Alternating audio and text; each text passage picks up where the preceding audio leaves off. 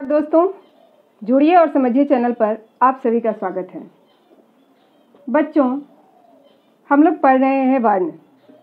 वर्ण के अंतर्गत आज हम पढ़ेंगे स्वरों की मात्राएं। स्वरों की मात्रा। बच्चों, आज हम देखते हैं स्वरों की मात्रा एवं उसका प्रयोग, कैसे प्रयोग किया जाता है। अब देखते हैं, जैसे ये हो गए स्वर। स्वर में क्या क्या आते हैं आप सभी जानते होंगे। अ क्या है? स्वर है ना। फिर आते हैं आ, छोटी ई, ये सभी स्वर हैं। बड़ी ई, छोटा ओ, बड़ा ओ, री, ए, ओ और औ। बच्चों, अब हम देखेंगे कि इनकी मात्राएं कैसी होती हैं। ये तो सीधे सीधे व्यंजन पर प्रयोग नहीं किए जाते हैं। ये एक मात्राएं छोड़ते हैं जिसका कि प्रयोग हम लोग व्यंजन के साथ करते हैं। आप सभी जानते हैं कि व्यंजन स्वतंत्र नहीं होता है। व्यंजन को हमेशा स्वर की सहायता लेनी पड़ती है। आ का कोई मात्रा नहीं होता है। आ सीधे सीधे व्यंजन के साथ जुड़ा होता है। आ का ये मात्रा होता है। ई का मात्रा इस तरह से होता है। बड़ी ई का मात्रा ये होता है। छोटा ओ का मात्रा आगे की तरफ होता है।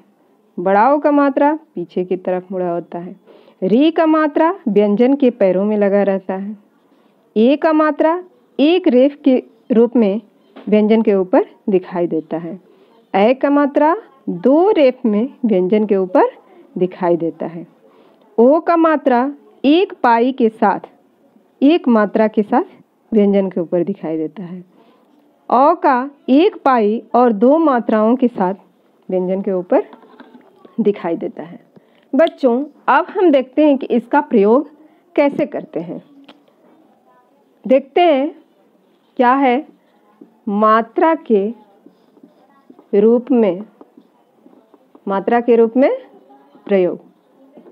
मात्रा के रूप में इसका प्रयोग कैसे करते हैं।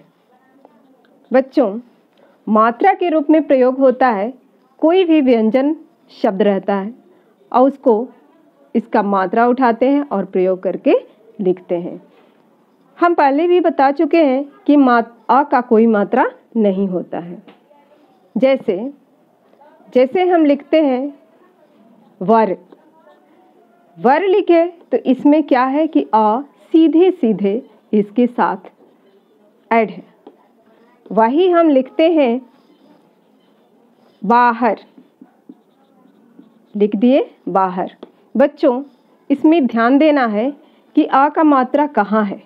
ह में नहीं दिखाई दे रहा है, र में नहीं दिखाई दे रहा है, लेकिन ब में आ का मात्रा हमको दिखाई दे रहा है। इसीलिए ये आ युक्त है। अब देखते हैं किसान। यहाँ लिख देंगे किसान। बच्चों, किसान में देखिए की में कौन सा मात्रा है? छोटी ई का मात्रा है।